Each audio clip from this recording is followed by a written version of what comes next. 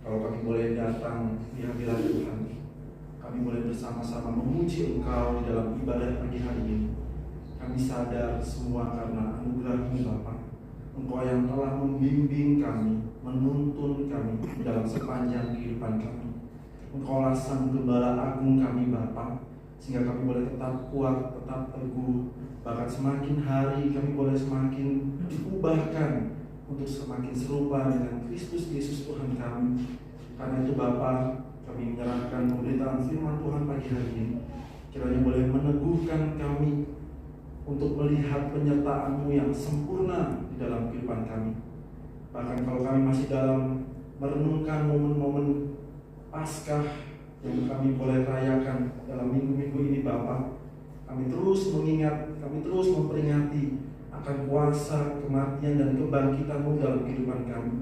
Kiranya itu semua boleh menolong kami untuk semakin setia, bahkan hidup di dalam pengharapan, di dalam Engkau.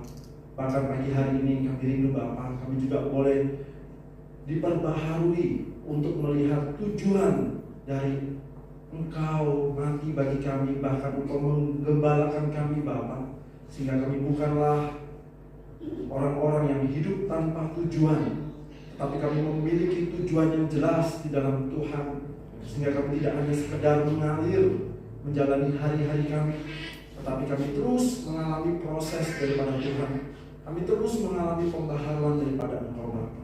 Kami menyerahkan waktu yang ada ini. Kiranya Roh Kudus yang menguasai hati dan pikiran setiap kami, termasuk hamba-Mu yang akan memberitakan firman Tuhan pagi hari ini, sehingga semuanya hanya untuk hormat dan puja bagi nama-Mu. Di dalam nama Tuhan kami Yesus Kristus kami menyerahkan waktu ini. Haleluya. Amin. Teman saya silakan duduk kembali. Baik, shalom. Shalom. Puji nama Tuhan, kita boleh kembali berjumpa di dalam kesempatan yang indah pagi hari ini. Kalau minggu kemarin saya tidak berkesempatan untuk hadir di tempat ini oleh karena beberapa hal, termasuk salah satunya juga transportasi yang habis ya, yang tidak mendapatkan tiket kereta. Tapi juga di satu sisi saya bergumul, ada keluarga juga yang Muslim, tapi saya cuma berserah Tuhan mana-mana saja gitu ya. Saya cuma kalau memang ada tiket ya sudah kita berangkat, kalau nggak ada ya sudah berarti waktu untuk momen untuk mengunjungi keluarga kami yang Muslim. Dan bukan sebuah kebetulan kalau kemarin kita merayakan Paskah juga di dalam momen saudara kita yang ada di seberang dalam momen puasa, dan kita semua juga menikmati momen Paskah sebagai momen kemenangan kita gitu ya. Bukan bermaksud untuk membandingkan, tetapi ini menjadi satu momen untuk kita merefleksikan apa sih yang perlu kita renungkan. Kalau kemarin kita merayakan Paskah, kita bersyukur tidak hanya berhenti pada saat hari raya Paskah itu saja.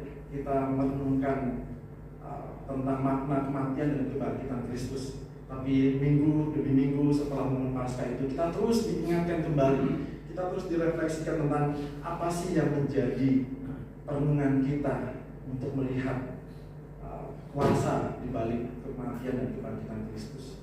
Jadi Bapak Ibu Saudara, sekali lagi bahwa kita patut mengucap syukur kalau di momen Paskah ini kita diingatkan kembali bahwa Kristuslah yang menebus kita dari belenggu dosa. Bahwa kematian dan kebangkitan Kristus ini memulihkan, ada dua. Yang pertama, memulihkan relasi kita dengan Tuhan yang rusak karena dosa. Manusia pada awalnya diciptakan serupa dan segambar dengan Allah. Tentu kita semua sudah tahu akan hal itu. Apa maksudnya diciptakan serupa dan segambar dengan Allah itu? Diciptakan serupa dan segambar dengan Allah artinya ada kemuliaan Allah di dalam kehidupan kita, di dalam diri kita. Tujuannya untuk apa? Manusia diciptakan untuk berkuasalah atas segala ciptaan Tuhan di bumi ini. Berkuasalah artinya bukan terus kita semena-mena dengan ciptaan Tuhan yang lain, dengan tumbuh-tumbuhan, dengan hewan yang Tuhan ciptakan. Bukan berarti terus manusia mengeksploitasi ciptaan Tuhan, tetapi manusia diciptakan untuk menjadi representasi atau sebagai perwujudan Allah di tengah-tengah dunia ini. Wah, ini luar biasa Bapak Ibu Saudara. Coba bayangkan kalau misalnya Pak Jokowi gitu ya mengutus Pak Budi gitu. di Kesamben. Sebagai apa? Sebagai wakil beliau, sebagai perwujudan presiden datang di Kesamben ini untuk mewujudkan apa? Tentu tujuannya adalah untuk kepentingan negara, untuk mewujudkan keadilan sosial, mungkin untuk mewujudkan kesejahteraan masyarakat di Kesamben. Tentunya seperti itu, sebagai perwakilan dari Presiden Jokowi. Ini contoh saja. Nah, manusia pun juga begitu. Ketika Tuhan ciptakan manusia pada awal itu semuanya baik. Manusia diciptakan Tuhan sempurna. Dan Tuhan taruh manusia di Taman Eden untuk mengelola ciptaan Tuhan. Beri nama, memelihara, dan semuanya untuk kemuliaan Tuhan. Tetapi ketika manusia jatuh dalam dosa, gambar dan rupa Allah itu rusak. Gambar dan rupa Allah itu menjadi rusak. Tatanan ciptaan dan antara pencipta dengan ciptaan itu rusak, Bapak Ibu. Maksudnya bagaimana? Pada saat manusia diciptakan, siapa yang mencipta? Tentu Tuhan. Siapa yang diciptakan? Manusia.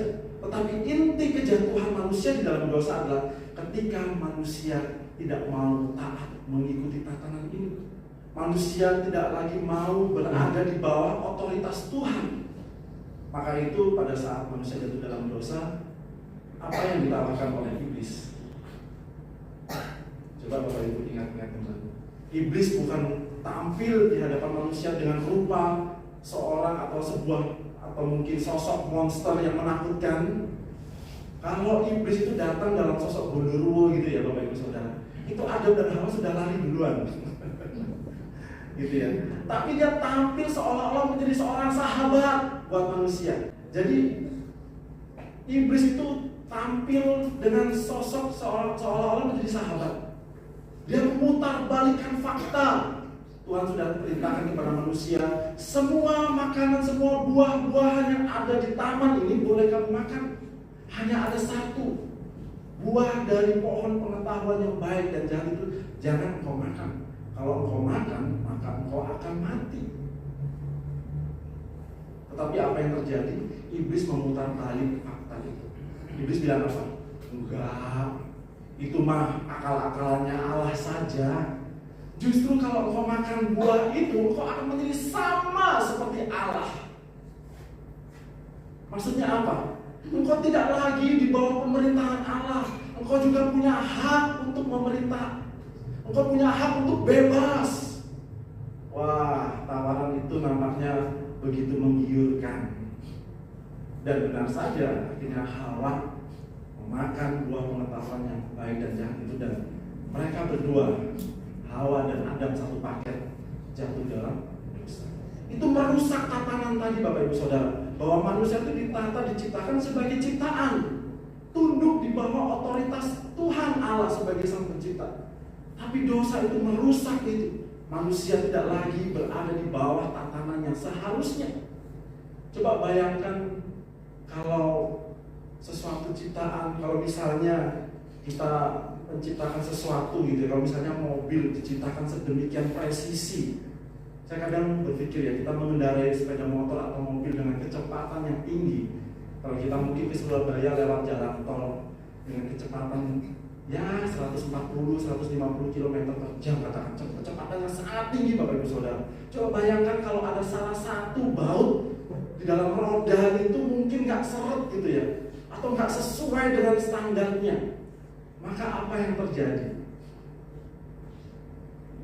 Roda itu bisa lepas Bapak Ibu Saudara. Dan apa yang terjadi kalau misalnya sesuatu yang tidak diharapkan itu terjadi?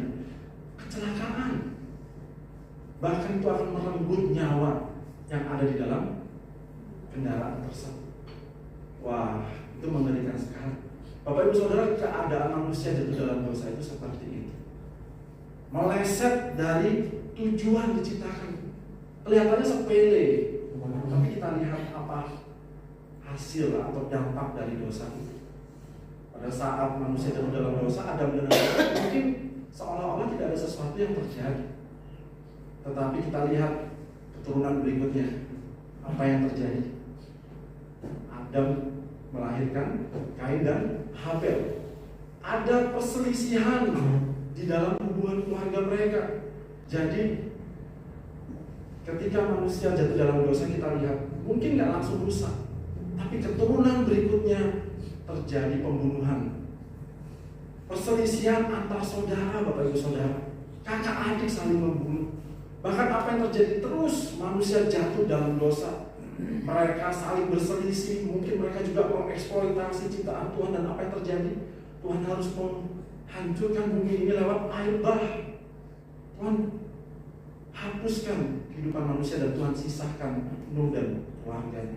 Dan seterusnya, masih ada lagi Menara Babel. Kita melihat kehidupan bangsa Israel, terus manusia itu jatuh dan jatuh. Kenapa? Gambar dan rupa Allah itu menjadi rusak, Bapak Ibu Saudara.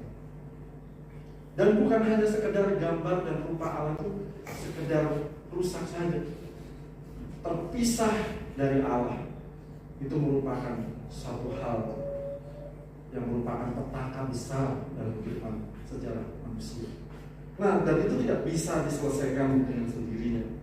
Kita bisa melihat bahwa Allah melihat bahwa ini nggak bisa dari usaha manusia. Maka itu ketika manusia jatuh di dalam dosa, Tuhan tahu bahwa manusia tidak mungkin sanggup untuk memulihkan keadaannya. Dan Tuhan berjanji bahwa akan lahir juru selamat, bahwa Tuhan yang akan menetapkan keselamatan itu. Jadi sekali lagi bahwa manusia tidak mungkin bisa menyelamatkan dirinya untuk kembali memiliki persekutuan dengan Tuhan, untuk kembali dipulihkan. Manusia nggak mungkin bisa, Bapak Ibu Saudara. Maka itu banyak keyakinan di luar. Kalau mau selamat, rajin-rajin berbuat baik. Kalau mau selamat, cari pahala sebanyak mungkin. Saya katakan, sebanyak apapun perbuatan baik kita tidak akan bisa memulihkan hubungan kita dengan Tuhan. Kejatuhan kita itu sudah terlalu parah, Bapak Ibu Saudara. Nah, Bapak Ibu Saudara, ini sama seperti mungkin Bapak Ibu Saudara sangat familiar dengan cerita akhir-akhir ini yang namanya peristiwa pembunuhan Brigadir Joshua. Kita tahu siapa yang divonis? Sambo. Sambo divonis apa, Bapak Ibu Saudara? Hukuman mati. Saya tanya sama Bapak Ibu Saudara, Sambo ketika divonis terdakwa, dia sudah jelas ketahuan membunuh Brigadir Joshua, otak sebagai dalang, dan juga turut terlibat di dalam pembunuhan itu, terbukti dan divonis hukum mati. Saya tanya sama Bapak Ibu Saudara, kalau misalnya di dalam penjara Sambo bertobat dan rajin berbuat baik, setiap hari berbuat baik, saya tanya sama Bapak Ibu Saudara, apakah Sambo akan dibebaskan? Coba pikirkan baik-baik. Tentu tidak, Bapak Ibu Saudara. Oh, Sambo bertobat, dibaptis lagi, katakan begitu. Dia mengakui kesalahannya dan dia rajin berbuat baik. Apakah keputusan vonis hukum mati itu bisa dibatalkan? Bisa, Bapak Ibu Saudara. Kalau sampai dibatalkan, wah banyak yang komplain. Wah enak aja nanti kita bunuh orang terus kita nanti di penjara bertobat aja, bebas. Nah, keadaan manusia itu seperti itu, Bapak Ibu Saudara. Tidak bisa. Manusia sudah divonis binasa. Setiap orang, setiap manusia, setiap ciptaan Tuhan yang memberontak, hukumannya apa? Mati. Karena Allah itu adalah pencipta langit dan bumi, Allah yang maha kudus. Kesalahan yang kita lakukan, kesalahan yang manusia perbuat, itu fatal akibatnya. Dan hanya ada satu hukuman, binasa. Upah dosa adalah maut. Dan itu hanya bisa diselesaikan di dalam Kristus Yesus. Nah, Bapak Ibu Saudara, sekali lagi ini menjadi sebuah. Jadi Bapak Ibu Saudara, momen Paskah ini menjadi sebuah momen yang patut kita syukuri. Paskah ini membawa kita kepada pemulihan. Apanya yang dipulihkan? Apanya yang dipulihkan, Bapak Ibu Saudara? Hubungan kita dengan Tuhan itu loh, Bapak Ibu Saudara. Ini penting, Bapak Ibu Saudara. Kenapa? Kesehatan kita bisa dipulihkan, tapi kesehatan kita yang pulih tanpa diiringi dengan pemulihan relasi kita dengan Tuhan, sama saja, semuanya tidak ada artinya. Ekonomi kita dipulihkan, tapi kalau relasi kita dengan Tuhan tidak dipulihkan, sama saja, Bapak Ibu Saudara, kita akan binasa. Karena itu Kristus perlu turun ke dalam dunia ini untuk memulihkan sesuatu yang sangat penting. Apa itu? Hubungan kita dengan Tuhan. Kita yang harus ada di bawah murka Allah, tapi telah diperdamaikan di dalam Kristus. Jadi ada pemulihan, ada perdamaian di dalam Kristus. Wah, ini luar biasa Bapak Ibu Saudara. Nah, karena itu kiranya ini menjadi sebuah penguatan kita, ucapan syukur yang besar di dalam hidup kita. Secara khusus setelah melewati momen-momen Paskah ini, setiap minggu kita terus diingatkan kembali tentang makna kematian dan kebangkitan Kristus. Kiranya ini menjadi sebuah berkat buat kita untuk semakin setia mengiring Dia dan menikmati kuasa kebangkitannya. Ada pemulihan dan perdamaian di dalam Kristus. Nah, Bapak Ibu Saudara, dan seperti pada pagi hari ini tema kita yang akan kita renungkan bersama, digembalakan untuk memulihkan dan memperdamaikan, yang terambil di dalam 1 Petrus 2 ayat 19 sampai ayatnya yang ke-25. Kita akan membacanya bersama-sama. Saya undang Bapak Ibu Saudara untuk bisa membaca bersama-sama dengan saya di dalam 1 Petrus 2 ayat 19 hingga ayatnya yang ke-25. Jika sudah mendapatkannya, mari kita membacanya mungkin secara bergantian ya. Saya akan membacakan ayatnya yang ganjil terlebih dahulu, ayat 19, lalu jemaat sekalian ayatnya yang ke-20. Kita akan terus bersaut-sautan, dan nanti ayatnya yang ke-25 kita membacanya bersama-sama. 1 Petrus 2 ayat 19 hingga ayatnya yang ke-25. Demikianlah firman Tuhan. Sebab adalah kasih karunia jika seorang karena sadar akan kehendak Allah menanggung penderitaan yang tidak harus ia tanggung.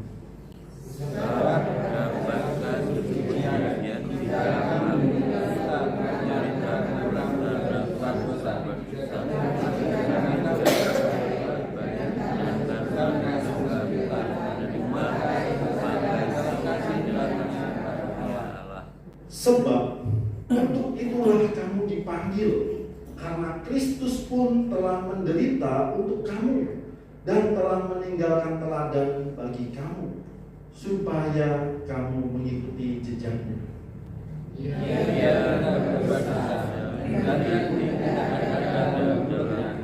Ketika ia dicaci maki, ia tidak membalas dengan mencaci maki. Ketika ia menderita, ia tidak mengancam, tetapi ia menyerahkannya kepada Dia yang menghakimi dengan adil. Ia sendiri telah mengutus dalam dirinya supaya kita yang telah mati terhadap dosa hidup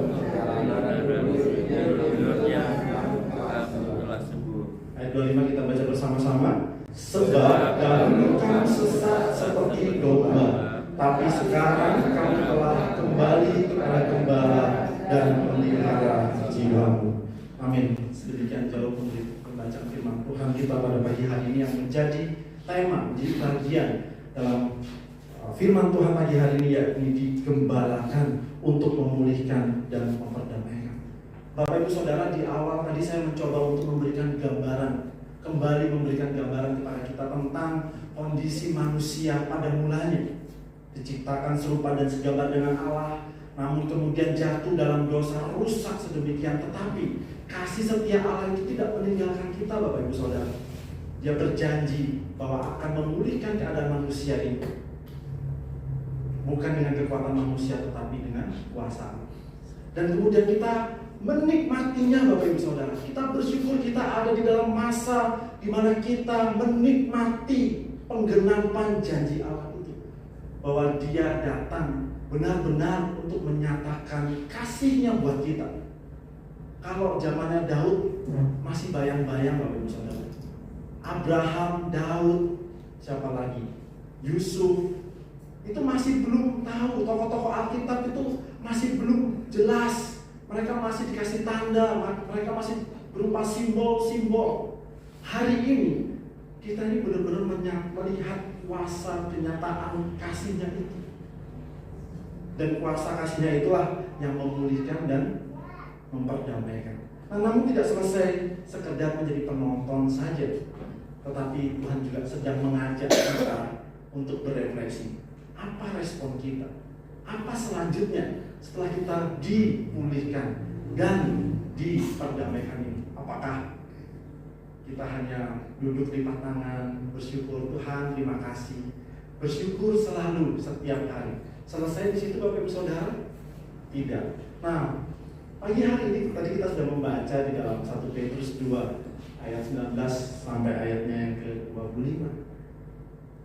Surat Petrus ini ditujukan kepada orang-orang yang merantau atau yang telah diselamatkan, tetapi mereka tinggal di luar Yerusalem. Ini adalah orang-orang yang merantau, orang-orang yang tersebar di berbagai daerah yang telah menerima Yesus. Pada saat itu kekristenan belum seperti sekarang. Kekristenan masih sesuatu hal yang baru. Bahkan kekristenan itu dianggap sebagai bidat.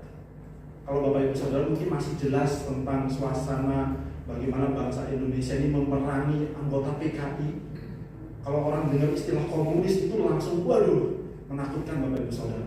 Nah, pada saat itu kurang lebih gambaran orang Kristen itu seperti dianggap seorang komunis. Jadi mereka akan mengalami situasi yang tidak mengenakan. Bukan hanya sekedar dibully, tetapi juga disiksa, mereka dianiaya, mereka mengalami diskriminasi. Nah, pada saat itu Paulus memberikan surat nasihat untuk orang-orang percaya yang di luar Yerusalem. Jadi kemungkinan jemaat yang menerima surat dari Petrus ini adalah orang-orang yang berasal dari non-Yahudi, bukan berasal dari bangsa Yahudi, sama seperti kita. Mungkin orang Indonesia nggak ada sangkut pautnya sama darah orang Israel seperti itu ya. Mereka tersebar di Pontus. Kalau kita lihat di ayatnya yang pertama, dari pasal yang pertama dikatakan ini adalah orang-orang pendatang yang tersebar di Pontus, Galatia, Kapadokia, Asia Kecil dan Bitinia. Itu di daerah sekitaran Turki, Bapak Ibu Saudara. Nah, mereka di sana ternyata mengalami situasi yang sulit. Mereka mengalami penganiayaan, mengalami diskriminasi, dan mereka mengalami satu tekanan di sana, Bapak Ibu Saudara. Tekanan dengan orang-orang di sekeliling mereka, karena mereka dianggap rendah. Karena mereka, kenapa kok mereka dianggap rendah? Kenapa mereka didiskriminasi? Kenapa mereka dianiaya? Karena mereka menerima Yesus Kristus sebagai Tuhan dan Juru Selamat. Bukan karena ketahuan mencuri ayam, Bapak Ibu Saudara.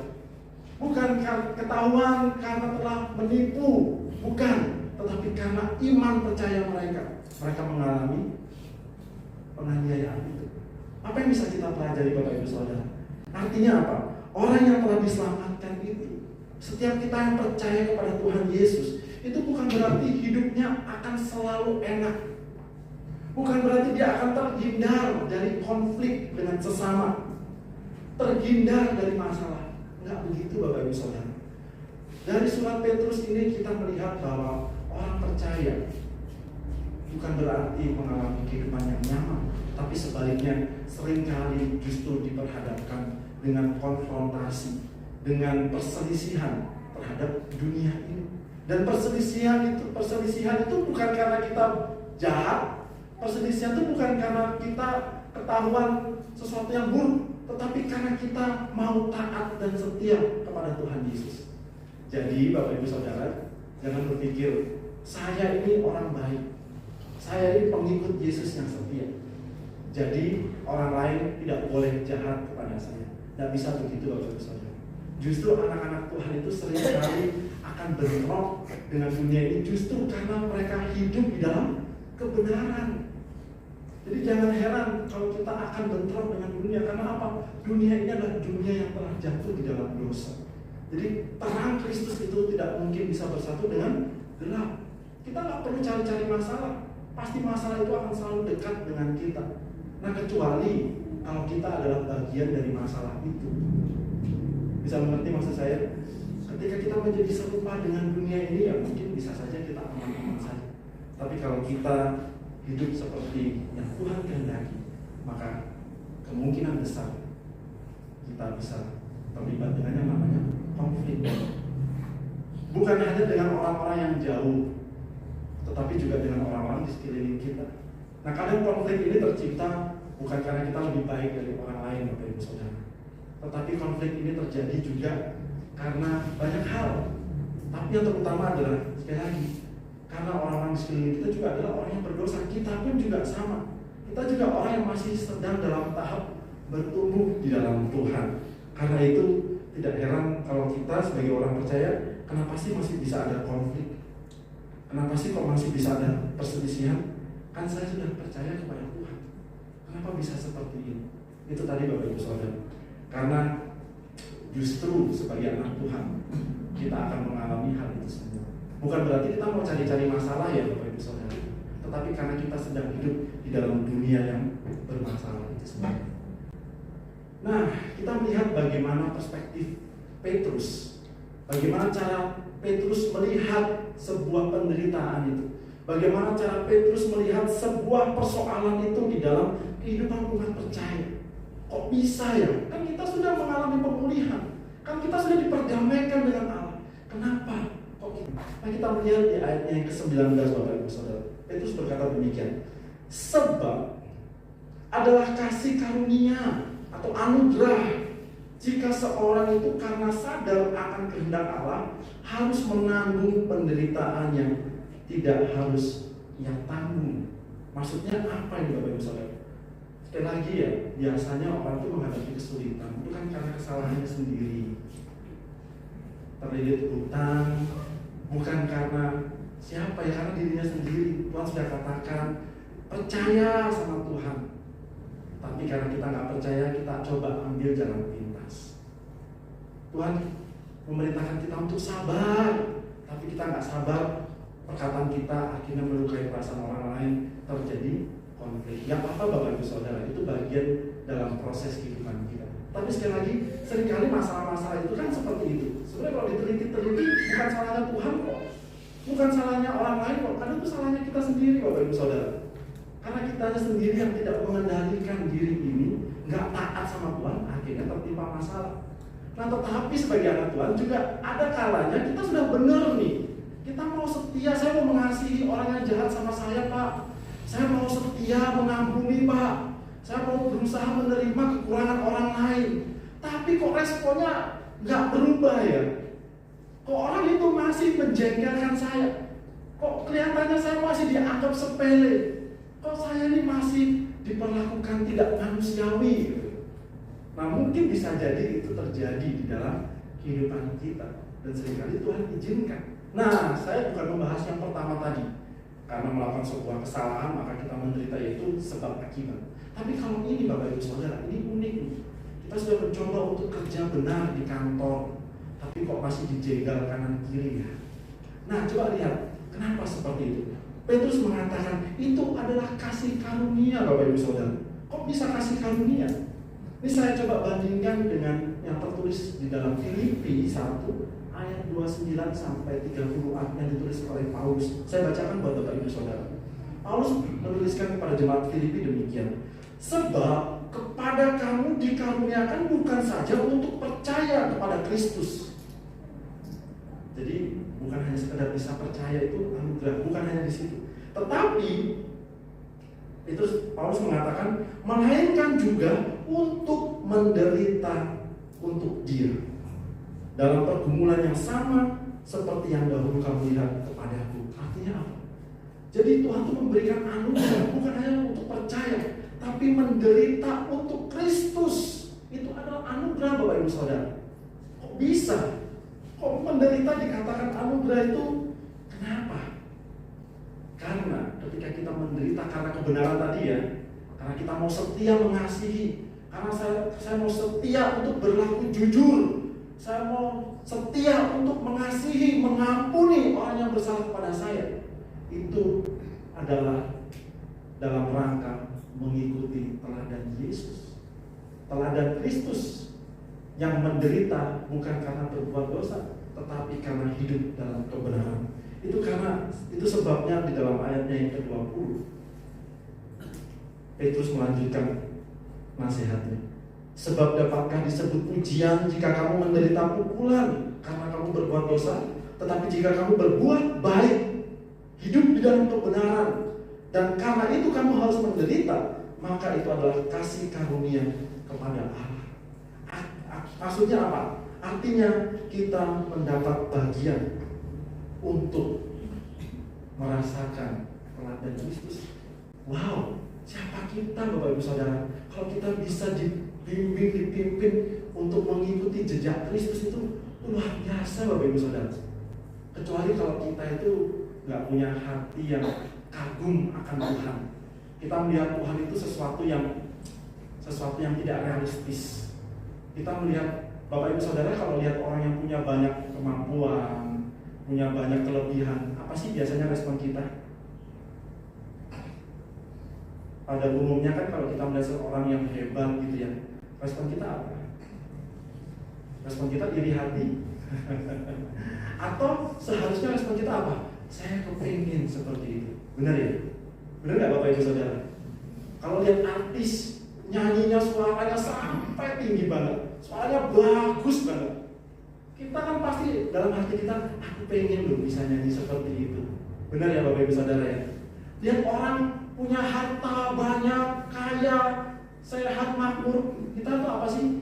Pasti kan kepengen kan? Kalau nggak kepengen ya iri. Iri itu kan sebenarnya lahir dari rasa kepengen ya. Kalau nggak kepengen ngapain iri? Justru karena saking inginnya tapi nggak kecapean, makanya iri. Nah Bapak Ibu Saudara, bagaimana selama ini kita melihat Kristus yang telah mati bagi kita? Dia yang menunjukkan sebuah keteladanan kehidupan yang sedemikian untuk kita, dicatat di dalam firman Tuhan. Apa sih respon kita Bapak Ibu Saudara? Boro-boro iri. Kita mau cuek aja. Itu kan Tuhan, urusannya Tuhan. Kalau saya mah beda gitu ya. Ada nggak sih kalau lihat orang kaya, wah dia kaya, ya dia kaya, aku mah suka jadi orang miskin. Gak ada begitu Bapak Ibu Saudara. Lihat orang suaranya bagus, oh bagus, urusan dia, aku mah senang dengan suara yang jelek, nggak masalah gitu. Enggak Bapak Ibu Saudara, itu respon yang menurut saya nggak normal. Orang yang normal selalu menginginkan sesuatu yang baik dalam hidup. Nah demikian pula ketika kita bisa mendapat bagian, bisa mencicipi yang namanya itu hidup seperti Kristus hidup. Wah, itu seharusnya menjadi kesukaan Bapak Ibu Saudara. Kalau kita manusia yang normal, seharusnya itu menjadi sebuah gairah. Tuhan, saya ingin sepertimu. Kadang-kadang ada lagunya ya Bapak Ibu Saudara. Ku mau sepertimu Yesus, disempurnakan selalu. Nah, kita kan mau seperti Yesus. Atau itu hanya sekedar, oh, itu kan di gereja kan? Itu kan di gereja om. Kalau di luar yang enggak lah gitu. Itu kan kalau di gereja, kalau dalam persekutuan. Nanti kalau dalam hidup rumah tangga beda lagi ceritanya. Ku mau seperti, bukan Yesus lagi. Ku mau seperti yang ku mau gitu ya. Beda lagi ceritanya. Enggak Bapak Ibu Saudara. Seharusnya keteladanan Kristus, kesempurnaan Kristus itu menjadi kerinduan kita, bahwa kita rindu dipermuliakan selalu seperti Yesus. Seperti itu seharusnya hati kita. Nah maka itu bagi Petrus, ketika umat Tuhan ini harus menderita karena kebenaran, karena menghidupi teladan Yesus, itu ada sebuah anugerah. Yesus juga mengalami yang namanya pengkhianatan, bukan? Jadi khianati murid-muridnya, bukan hanya Yudas saja yang mengkhianati. Petrus juga enggak? Petrus juga mengkhianati loh. Petrus katakan, aku akan selalu setia mengiring engkau dalam susah dan senang. Tapi senangnya doang, begitu susah kabur dia. Kamu murid Yesus ya? Bukan. 3 kali Bapak Ibu Saudara, 3 kali itu nggak main-main Alkitab mencatat itu. Petrus adalah gambaran kita, bukan? Yang seringkali tidak seperti itu. Tapi Tuhan tetap mengasihi Petrus. Saya nggak tahu apa yang terjadi dengan Yudas kalau Yudas tidak bunuh diri, Bapak Ibu Saudara. Sayangnya Yudas bunuh diri ya, keburu mati. Untung Petrus nggak ikut-ikutan. Petrus menangis, sedih, meratap karena menyadari dirinya telah meninggalkan Tuhan. Dia menyadari dirinya telah menyangkal siapa Tuhan. Tapi kemudian ketika Yesus dibangkitkan, dia datang kepada Yesus. Dan Yesus bukan hanya mengampuni, dia mengasihi. Bukan hanya sekedar dikhianati oleh murid-muridnya. Kita tahu Yesus difitnah luar biasa. Nggak buat apa-apa loh. Tapi kenapa dia difitnah seperti itu? Dan ketika dia difitnah, hendak disalib, kita bisa melihat bagaimana respon Tuhan Yesus. Ketika orang-orang berkata, salibkan dia, hukum mati dia. Bagaimana respon Tuhan Yesus? Apakah dia marah-marah? Apakah dia uring-uringan? Tidak. Bagaimana doa Tuhan Yesus buat orang-orang yang hendak menyalibkan dia? Allahku, ampunilah mereka, sebab mereka tidak tahu apa yang mereka lakukan, apa yang mereka perbuat, mereka itu nggak tahu. Coba bayangkan Bapak Ibu Saudara, itu sebuah keteladanan yang luar biasa. Bukan berarti kita jadi orang yang gampang ditipu orang, ngikut maunya orang. Enggak Bapak Ibu Saudara, Tuhan Yesus punya prinsip kehidupan. Ya katakan ya, tidak katakan tidak. Bukan bermaksud untuk menciptakan permusuhan, tapi untuk menegakkan kebenaran. Makanya Tuhan Yesus juga banyak dimusuhin. Bukan banyak dimusuhin karena mengambil istri orang, bukan dimusuhin karena ketahuan tipu orang. Dia dimusuhi karena dia hidup di dalam kebenaran. Nah Bapak Ibu Saudara, kita melihat keteladanan Yesus ini ada 3 hal yang dicatat oleh Petrus. Yang pertama, dia berkorban bagi manusia berdosa. Di ayat 21 dikatakan, sebab untuk itulah kamu dipanggil menderita lagi. Menderita karena kebenaran. Kamu dipanggil untuk itu. Karena Kristus pun telah menderita untuk kamu. Bapak Ibu Saudara, telah menderita untuk kamu. Kamu itu siapa?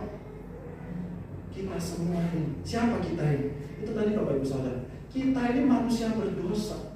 Kalau Tuhan berkorban untuk manusia yang mengasihi Tuhan, kalau Tuhan berkorban untuk orang yang menghormati Dia, wajar nggak Bapak Ibu Saudara?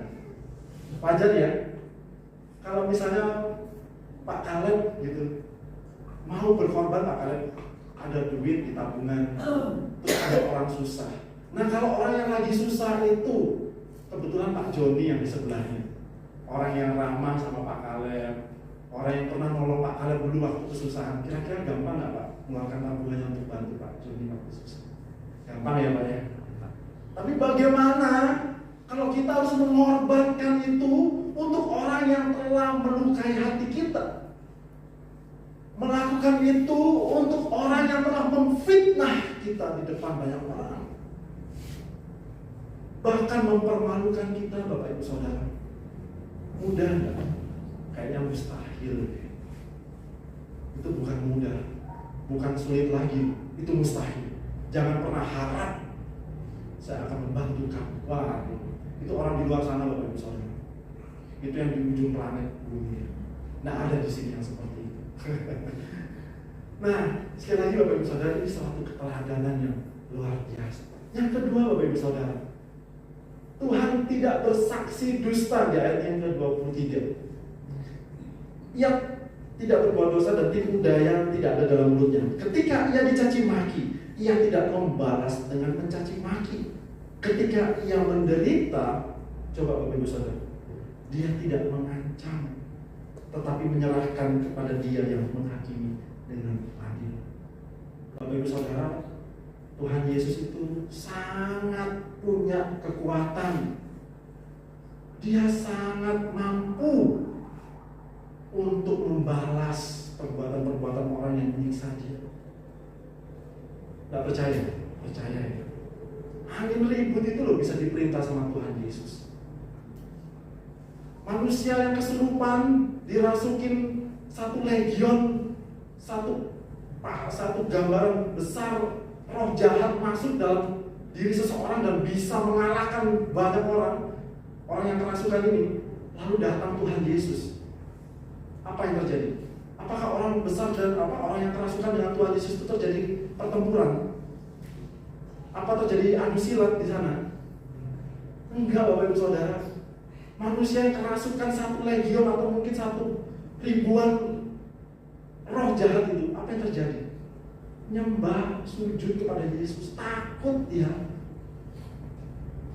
Bayangkan Tuhan Yesus yang punya kuasa yang sedemikian, apalagi mengatasi pasukan Romawi. Gampang Bapak Ibu Saudara. Tinggal panggil malaikat di surga itu, bala tentara kerajaan Allah itu jauh lebih hebat, jauh lebih banyak dibandingkan pasukan Romawi. Nggak ada apa-apanya Bapak Ibu Saudara. Malaikat di surga itu waktu kita bisa melihat gambaran pada saat Yesus lahir. Malaikat di surga, seluruh malaikat di surga bersukacita. Bayangkan, itu kalau seluruh malaikat itu turun ke dalam dunia, pasukan Romawi itu kayak pasukan semut Bapak Ibu Saudara. Tapi Tuhan Yesus itu nggak arogan.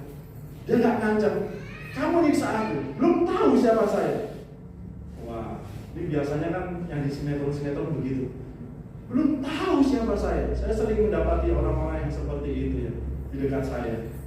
Bukan istri saya, tetapi ketika saya bermasyarakat, dia punya pangkat, dia punya jabatan, pekerjaannya adalah petugas pengamanan negara. Wah, itu kalau dia disinggung, pernah ada konflik di lingkungan kami tinggal. Itu banyak orang parkir di depan rumahnya. Wah, Bapak Ibu Saudara, waktu Bapak ini nggak terima, seperti itu responnya. Belum tahu siapa saya. Wah, saya waktu lihat itu Bapak Ibu Saudara, waktu di persidangan, bukan di persidangannya Sambo ya. Jadi waktu itu sampai dibawa ke tingkat RW waktu itu rapat Bapak Ibu Saudara. Saya disuruh ikut rapat, disuruh menjadi salah satu saksi di sana. Saya melihat ketegangan di dalam rapat itu dan seorang bapak berdiri gebrak meja. Saya ini, gitu ya. Sebutkan pangkatnya, jabatannya, prestasinya semua. Seolah-olah hendak menyatakan siapa dirinya dan jangan pernah mencoba untuk melawan saya. Seringkali sikap arogan itu ada di dalam diri setiap manusia. Mungkin tidak kelihatan, mungkin tidak terdengar, tapi dalam hati kita sering seperti itu, bukan? Atau cuma saya saja ya? Saya juga seringkali seperti itu. Sama istri saya yang sering. Kalau sama orang lain bisa sopan santun Bapak Ibu Saudara. Oh terima, aku tidak apa-apa, tapi kalau sama istri itu salingnya paling sensitif saya itu. Harus bertobat Bapak Ibu Saudara.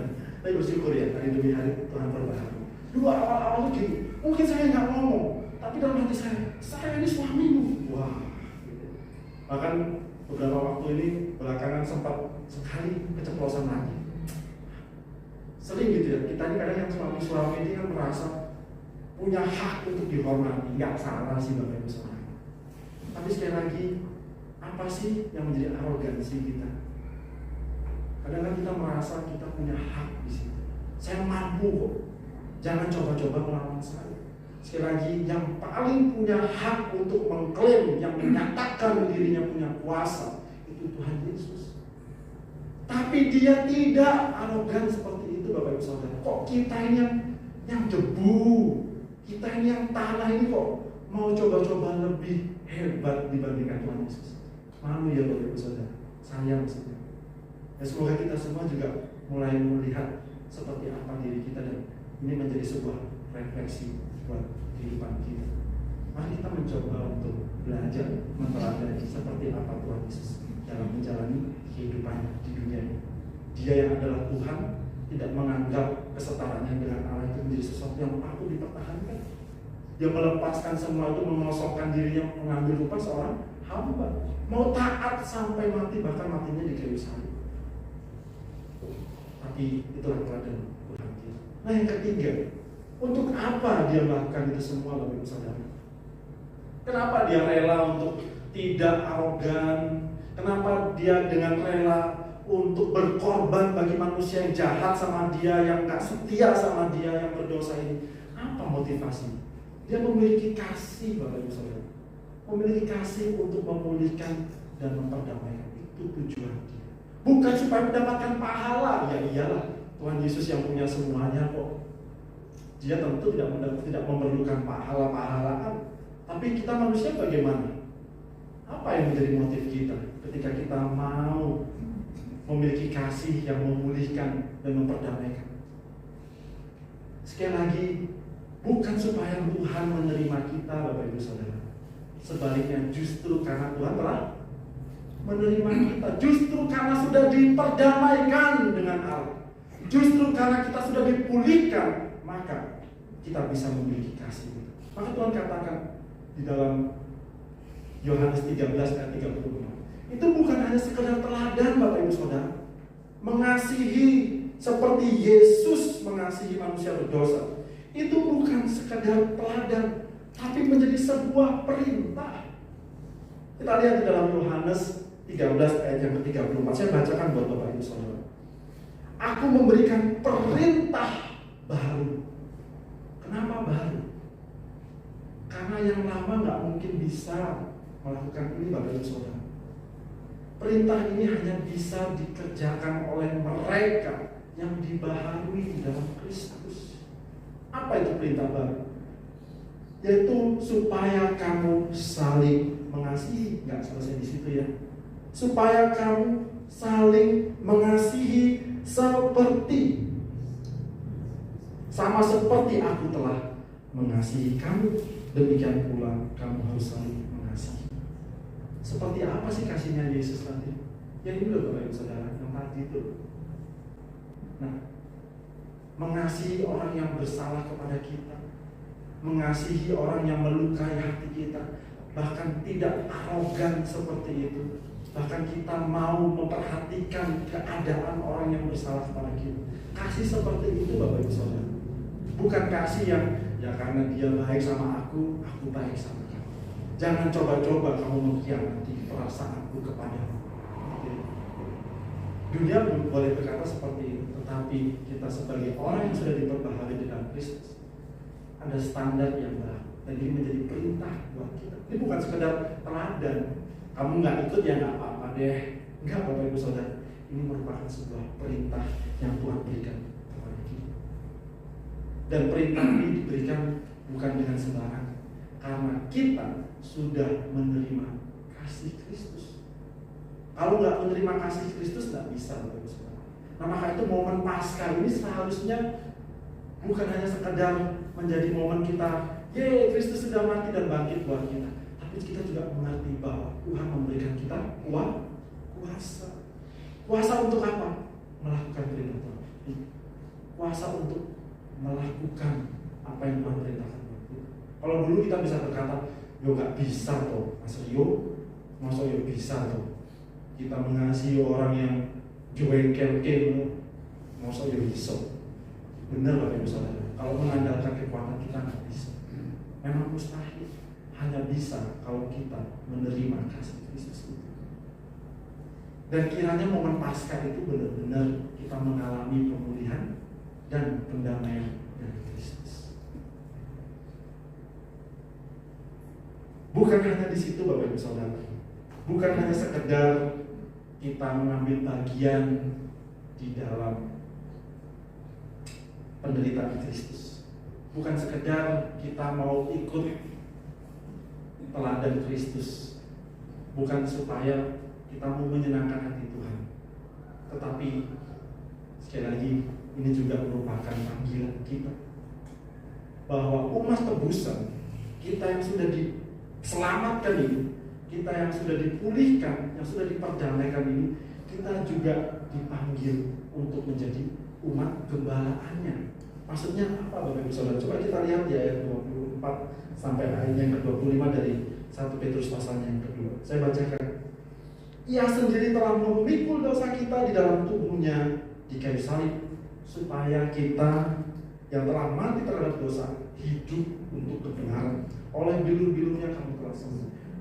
Belum selesai di ayat 25. Sebab, ada kata sebab. Sebab dahulu kamu sesat seperti domba. Artinya kita itu hidup hanya semau-mau kita Bapak Ibu Saudara. Ya semau-mau saya, apa yang saya pandang baik ya itu yang saya lakukan. Tetapi setelah kita ditebus, sekarang kamu telah kembali kepada gembala dan pemelihara jiwa. Artinya kenapa kita harus hidup sedemikian? Orang bilang katanya ribet. Kenapa kita harus hidup seribet ini Bapak Ibu Saudara? Karena ini tadi, karena kita sudah ditebus dan kita sudah kembali kepada gembala dan pemelihara jiwa. Maksudnya apa Bapak Ibu Saudara? Kita yang sudah menikmati kasih Kristus itu nggak terus hidup semau-mau kita Bapak Ibu Saudara. Kita sudah nggak bisa lagi seperti itu. Makanya kalau ada orang bilang jadi orang Kristen itu kok enak banget ya, gampang gitu masuk surga. Percaya aja terus masuk surga gitu ya. Itu orang ngomong gitu karena belum tahu dia. Belum tahu dia apa yang ada di dalam kekristenan. Orang yang hidup di dalam kekristenan itu nggak seperti orang bilang enak ya jadi orang Kristen, gampang. Cuma percaya aja kok masuk surga. Nah kalau gitu suruh dia masuk Kristen aja Bapak Ibu Saudara ya. Dia belum tahu. Memang benar percaya masuk surga Bapak Ibu Saudara, selamat. Tetapi keselamatan itu membawa sebuah identitas baru buat kita. Bahwa kita bukan lagi orang yang melangkah hidup semau-mau kita, tetapi jelas bahwa ada gembala yang akan menuntun kita, gembala yang akan memimpin kita ke air yang tenang, bukan ke air yang menghanyutkan, memimpin kita kepada rumput, kepada rumput hijau, bukan kepada rumput kering, bukan kepada jurang yang membinasakan, tapi Dia akan membimbing kita ke air yang tenang, membimbing kita kepada rumput yang hijau, yang sehat buat kita. Nah, tapi masalahnya Bapak Ibu Saudara, apa masalahnya? Kita itu masalahnya lebih senang rumput tetangga. Kelihatannya rumput tetangga itu lebih hijau. Nah, itu masalahnya Bapak Ibu Saudara. Tapi nggak apa-apa Bapak Ibu Saudara. Itu hal yang wajar. Artinya wajar itu begini. Kalau kita masih baru mengenal Tuhan, nggak apa-apa Bapak Ibu Saudara. Tapi kita harus bertumbuh di dalam kedewasaan. Jangan mau terus-terusan menjadi anak-anak secara rohani. Di dalam usia mungkin kita sudah semakin hari semakin tua. Tapi apakah di dalam kerohanian kita sudah semakin dewasa? Usia tidak menentukan kedewasaan kita, Bapak Ibu Saudara. Ini bukan berarti saya lebih baik dari Bapak Ibu Saudara. Saya juga sama. Babak belur saya juga untuk bisa menghidup ini. Namun saya mau katakan bahwa ketika Kristus menebus kita, artinya kita bukan lagi orang yang hidup di dalam segala kesesatan yang ada, tapi Tuhan akan membimbing kita, memelihara jiwa kita, Bapak Ibu Saudara. Allah membimbing kita untuk terus bertumbuh dan mencapai tujuan yang agung dan mulia. Kalau dulu belum mengenal Kristus, tujuan hidup kita untuk apa Bapak Ibu Saudara? Coba pikirkan baik-baik. Atau sampai hari ini kita masih belum mengerti apa sih yang menjadi tujuan hidup kita?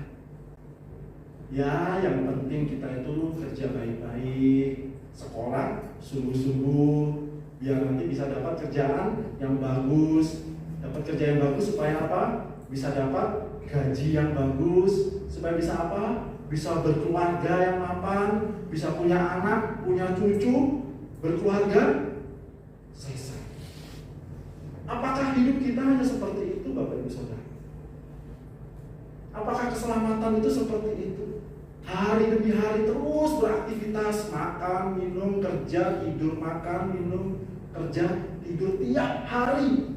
Dan kita nggak ngerti ujung hidup kita ini mau apa sebenarnya.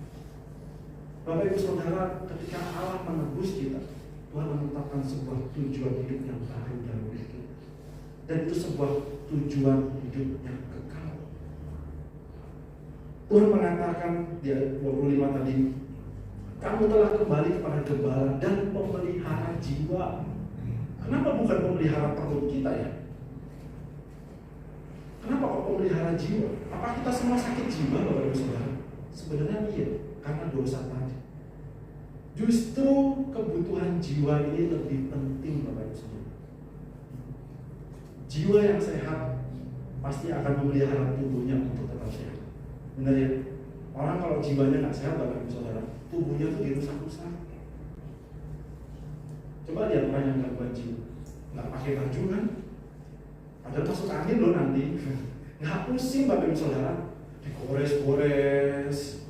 Orang kalau sudah penyakit jiwa itu begitu Bapak Ibu Saudara. Sudah tahu itu mencelakakan dirinya, tetap aja dilakukan. Kenapa? Tidak punya kesehatan jiwa yang baik Bapak Ibu Saudara. Jadi kalau hari ini sudah tahu makan sesuatu yang kita tahu itu akan merusak tubuh kita, berarti kita sedang, bukan saya yang ngomong ya saya juga ngomong begitu kok Bapak Ibu Saudara. Benar Bapak Ibu Saudara, bukan gila ya, sakit jiwa. Maksudnya apa? jiwanya perlu dipulihkan. Orang yang nggak bisa melepaskan diri dari kebiasaan yang merusak hidupnya, itu jiwanya butuh dipulihkan.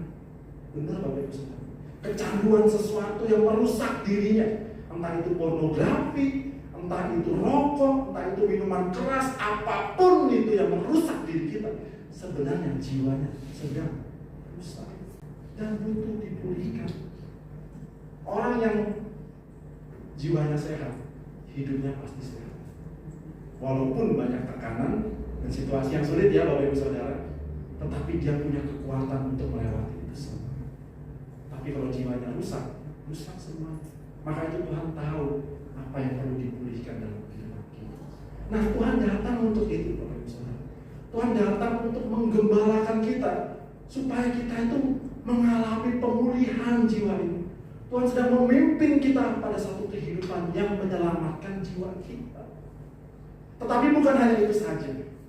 Kalau kita melihat bagian firman Tuhan ini tadi, satu paket Bapak Ibu Saudara, Tuhan menggembalakan kita, Dia terus memelihara kita, bukan sekedar untuk memperbaiki jiwa kita, tapi juga untuk sebuah tujuan, menyatakan kemuliaan Tuhan.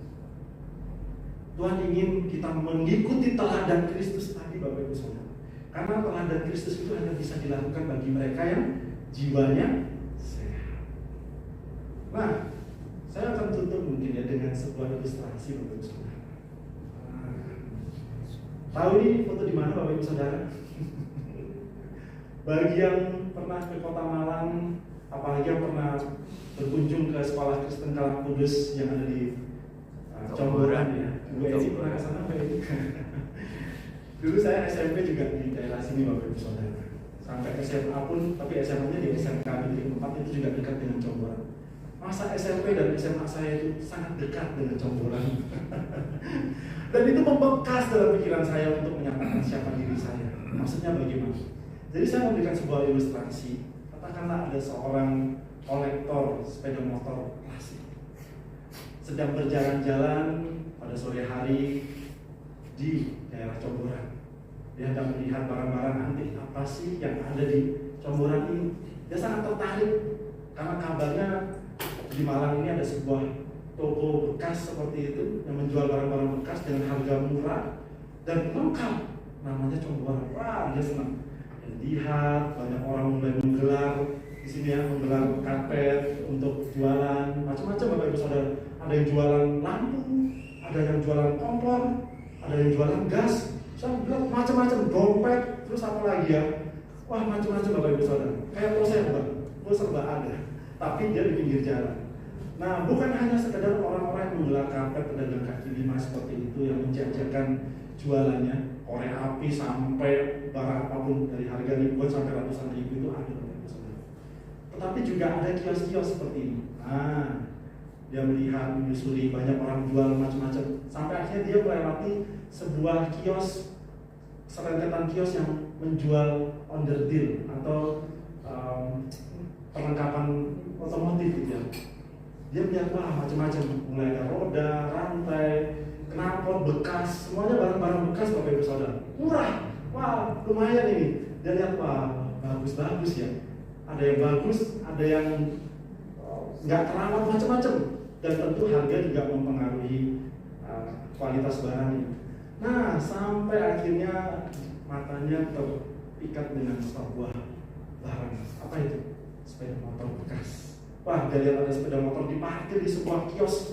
Dia lihat tuh, ini motor kok bagus banget. Bagus apanya ya? Ini kelihatannya kayak motor butut, sudah lama nggak dicuci, bahkan kelihatan banget kalau ini sudah lama nggak dipakai. Tapi sebagai seorang kolektor handal, instingnya langsung nyala, langsung bekerja. Ini motor keren, ini motor mahal ini, sayang, sudah nggak pernah dirawat dan disia-siakan dan sudah seperti barang rongsokan. Tapi yang namanya seorang kolektor handal, dia nggak terpengaruh dengan keadaannya. Dia langsung menuju ke pemilik toko, dia tanya, Pak, ini jual nggak Pak? Wah, Pak pemilik toko ini seneng ya, wah ini barang sudah lama nggak laku ini Pak, saya jual ini. Wah, dia tawar-menawar. Ternyata harganya cukup tinggi Bapak Ibu Saudara. Tapi yang namanya kolektor ya, dia nggak pusing. Asalkan barang ini jadi miliknya, nggak apa-apa saya bayar.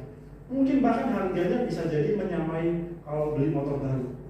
Tapi bagi dia nggak masalah. Yang penting ini motor ini nilainya tinggi, bukan dari segi kebutuhannya, bukan dari segi tampilannya, tapi dia tahu ini motor klasik kesukaan. Wah, Bapak Ibu Saudara, akhirnya dia beli motor itu. Dan tentu saja motornya nggak bisa dipakai kan, Bapak Ibu Saudara. Gimana cara pakainya? Itu knalpotnya sudah keratan itu. Kalau motor sudah 1 bulan, coba Bapak Ibu Saudara bayangkan motor ditinggal 1 bulan. Apa yang terjadi dengan motor Bapak Ibu Saudara kalau nggak pernah dinyalakan? Mogok ya? Mogok, mesinnya dingin. Nah ini sudah bertahun-tahun nih kayaknya nggak pernah dipakai. Ngendon terus di samping toko itu nggak ada yang mau beli. Dan akhirnya ya sang kolektor itu ya harus menuntun ke rumahnya gitu. Nah Bapak Ibu Saudara, saya mau tanya sama Bapak Ibu Saudara, kalau Bapak Ibu Saudara di posisi sang kolektor itu, puas bisa mendapatkan motor yang diharapkan, bisa beli ya, puas ya, senang. Tapi apakah pertanyaannya apakah selesai di situ Bapak Ibu Saudara? Apakah wah sudah beli motor bekas yang rusuh, yang karatan, yang nggak jelas seperti ini? Apakah sudah senang dan diparkir di rumah, diparkir di ruang tamu, di tempat koleksi motornya, dan sudah selesai? Apakah begitu Bapak Ibu Saudara? Kira-kira kalau kita di posisi kolektor motor, apakah seperti itu? Wah, kalau ini yang kolektor ini seorang bapak-bapak gitu ya, itu ibu-ibu bisa marah itu. Dipikir barang rongsokan dipanggil tukang rombeng. Besok motornya sudah nggak ada. Loh kenapa? Iya, kemana aku pikir kamu lagi nyusul barang-barang nggak jelas ini, barang-barang rombeng itu udah tak rombeng dengan harga yang sangat jauh di bawah gitu ya. Bisa jadi seperti itu Bapak Ibu Saudara. Nah maka itu tentu sebagai manusia yang normal, sekali lagi nggak mungkin lah seorang kolektor handal akan membiarkan motor ini seperti keadaan dia membelinya, rusuh, kotor, karatan, nggak bisa dipakai. Nggak mungkin Bapak Ibu Saudara. Tentu dia akan mengorbankan hartanya lagi, mengeluarkan biaya, mengeluarkan waktu lagi. Mungkin tidak sebentar waktu yang dikeluarkan, mengeluarkan tenaga, bawa ke bengkel, diservis, semuanya diubah, dipermak supaya jadi bagus.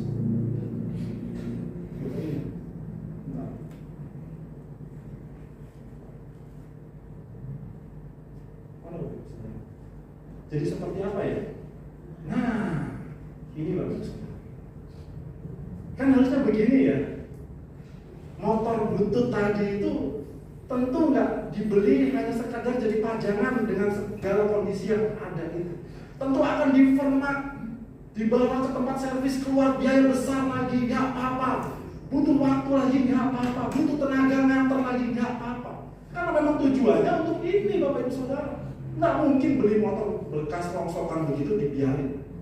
Hanya orang yang tidak normal seperti itu Bapak Ibu Saudara. Nah, apa maksudnya? Demikian pula dengan hidup kita. Hidup kita ini bagaikan barang rongsokan tadi Bapak Ibu Saudara, yang sudah rusak, yang nggak bisa dipakai lagi, sudah menjadi seperti sampah. Hidup kita ini Bapak Ibu Saudara sebenarnya di dalam hati. Tapi Tuhan tahu milik kepunyaan. Dia tahu apa yang dia harus lakukan. Dia menebus kita dari belenggu dosa. Dia menyelamatkan kita. Untuk apa? Bukan sekadar ya sudah diselamatkan supaya happy aja. Enggak Bapak Ibu Saudara. Dia menyelamatkan kita untuk menggembalakan kita, membimbing kita, menuntun kita, memperlengkapi kita. Jadi setiap kita yang ditebus ini harusnya nyadar bahwa kita nggak boleh sama dengan yang dulu. Hidup saya harus berubah. Bukan seperti yang saya mau, seperti yang Tuhan mau. Dan izinkan Tuhan yang merubah Bapak Ibu Saudara.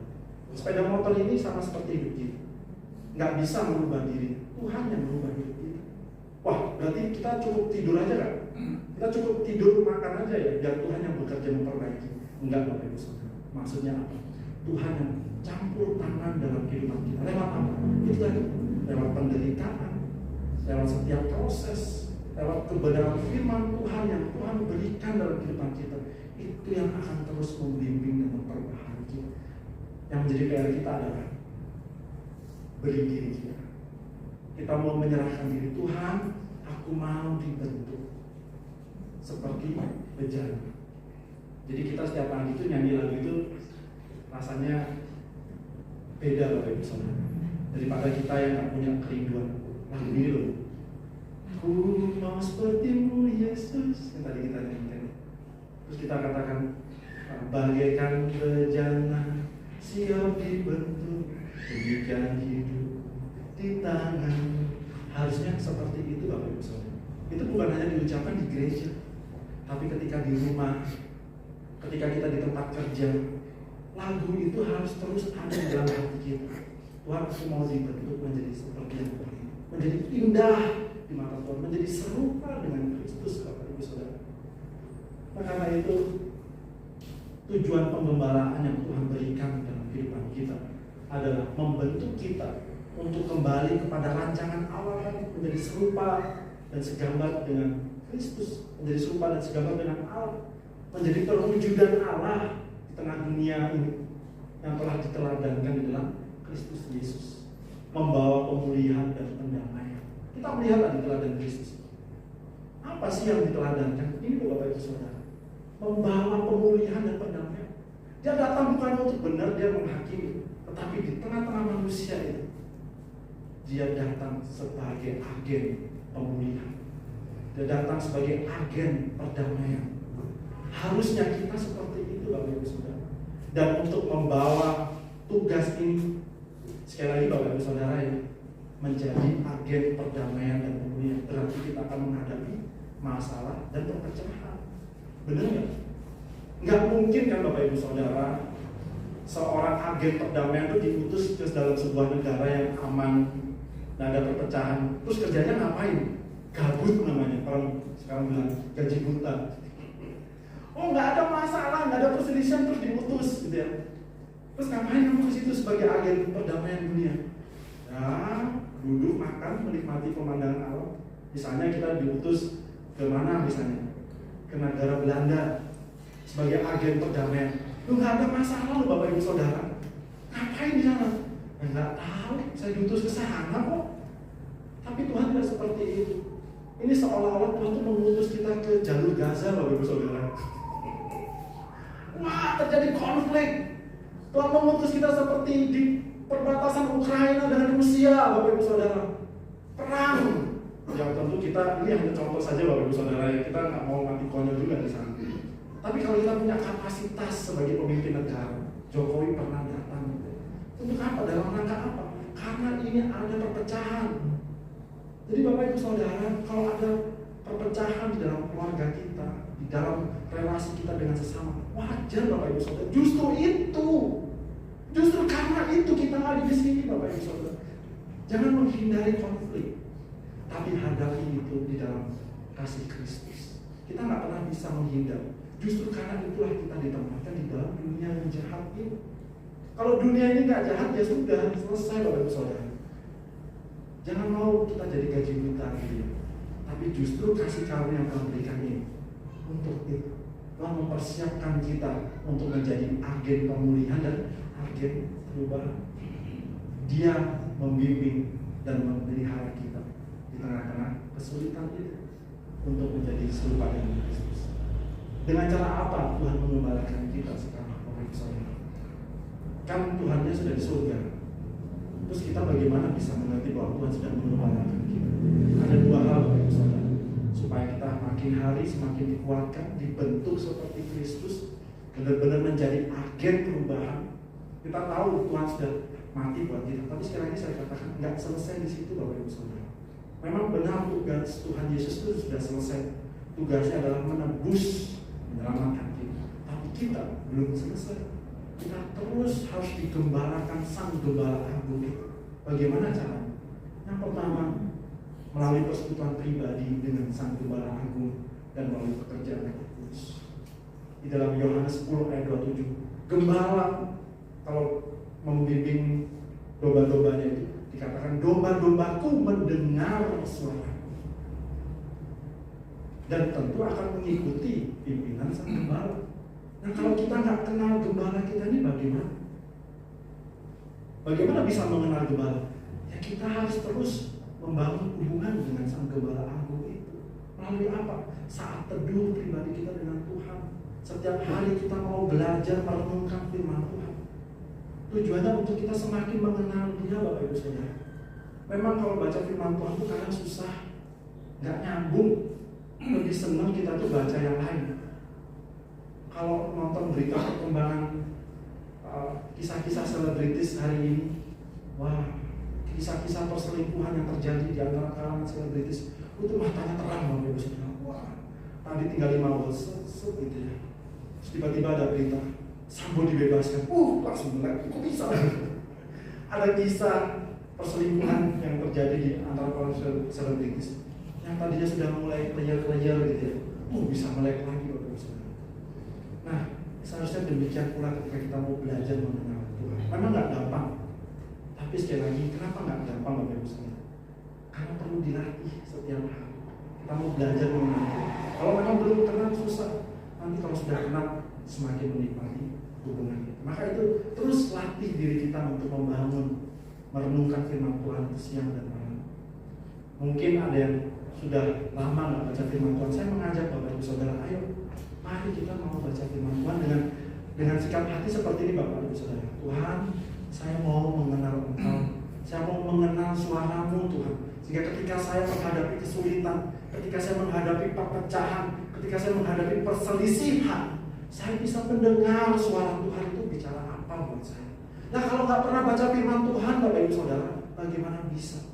Saya dengar firman Tuhan Pak. Kapan? Waktu hari Minggu jam 7 pagi di GKK Kesamben. Bapak Ibu Saudara, nggak cukup di situ. Nah, terus besoknya, terus hari Selasa, nanti ada ibadah keluarga. Tapi perlu persekutuan pribadi.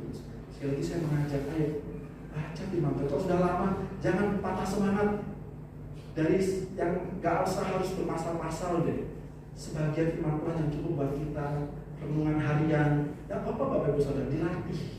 Yang penting setiap hari sediakan waktu untuk melatih pendengaran kita akan suara Tuhan melalui kebenaran firman Tuhan. Ini bukan melatih pendengaran dengan hal-hal mistis. Tiba-tiba ada suara di telinga kita. Wah, gitu ya. Api, gitu. Bukan seperti itu Bapak Ibu Saudara, tetapi melatih hati kita ini untuk disentuh oleh kebenaran firman. Jadi bukan baca firman Tuhan asal-asalan, tapi benar-benar dengan kerelaan untuk dibentuk. Dan yang terakhir adalah melalui pertemuan ibadah yang kita terus bersama-sama jalankan. Itu terdapat di dalam Ibrani 11 ayat 25 dan 1 Timotius 4 ayat 7 sampai 8. Latihlah dirimu beribadah. Jangan menjauhkan diri kita dari pertemuan-pertemuan ibadah.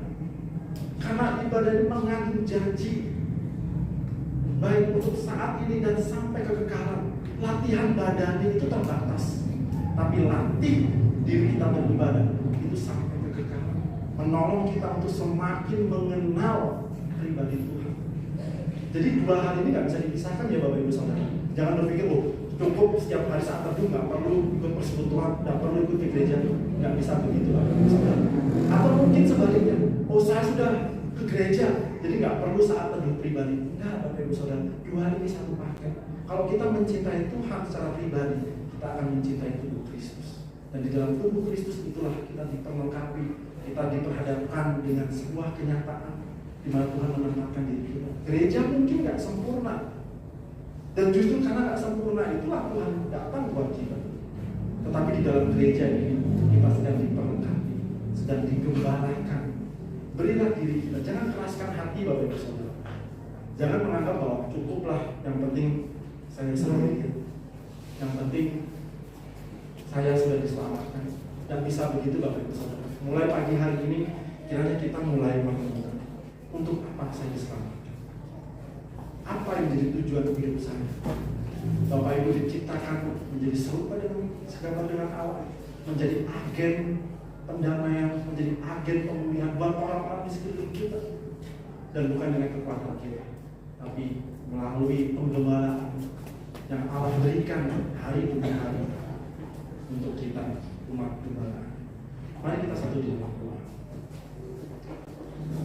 Bapa di surga, terima kasih untuk kebenaran firman Tuhan yang boleh kami renungkan di pagi hari ini, yang mengingatkan kami kembali akan tentang karya-Mu di atas kayu salib, dan bukan hanya sekadar merasakan atau menikmati berkat yang Tuhan berikan kepada kami, tapi biarlah pemulihan dan perdamaian yang Tuhan berikan di dalam hati kami, yang memperdamaikan kami dengan Allah itu boleh mengubahkan cara pandang kami melihat orang-orang di sekeliling kami. Tidak harus yang jauh, tapi dari orang di lingkungan kami, di keluarga kami, Tuhan. Kalau kami masih menyimpan kepahitan, kalau kami merasa diri ini punya hak untuk membela diri, kalau diri ini masih punya alasan untuk tidak mengasihi orang lain, ampuni kami, Bapak. Ampunilah kami. Ajar kami untuk tahu diri bahwa Tuhan terlebih dahulu mengasihi kami yang hina ini. Dan Tuhan tidak bersikap arogan tatkala menghadapi kami manusia yang hina ini. Karena itu, kalau kami menerima kasih yang sedemikian, alasan apakah kami masih menyimpan kesalahan orang lain di dalam hati kami? Alasan apakah kami bersikap arogan terhadap orang lain dan merasa diri punya hak untuk tidak disepelekan? Tapi biarlah kami berserah kepada Tuhan atas pergumulan yang kami lalui. Kami menyerahkan pergumulan ini ke dalam tangan Tuhan. Bukan untuk menghakimi orang lain, bukan untuk dendam dan mendoakan orang lain mendapatkan pembalasan terhadap murka Allah. Tetapi ketika kami menyerahkan kepada Tuhan adalah karena kami rindu orang yang menyakiti hati kami, mereka juga mengalami pemulihan di dalam Tuhan. Mereka juga mengalami pendamaian di dalam Tuhan. Karena itu kami terus membawa dalam doa setiap pergumulan situasi yang sedang kami alami. Terima kasih Bapak, dan biarlah kami juga mau menyerahkan hidup kami untuk terus digembalakan di dalam kebenaran firman-Mu, baik melalui persekutuan pribadi dengan Tuhan dan melalui gereja Tuhan di tempat ini. Terpujilah Engkau Bapa, dan di dalam nama Tuhan kami Yesus Kristus kami berdoa dan bersyukur.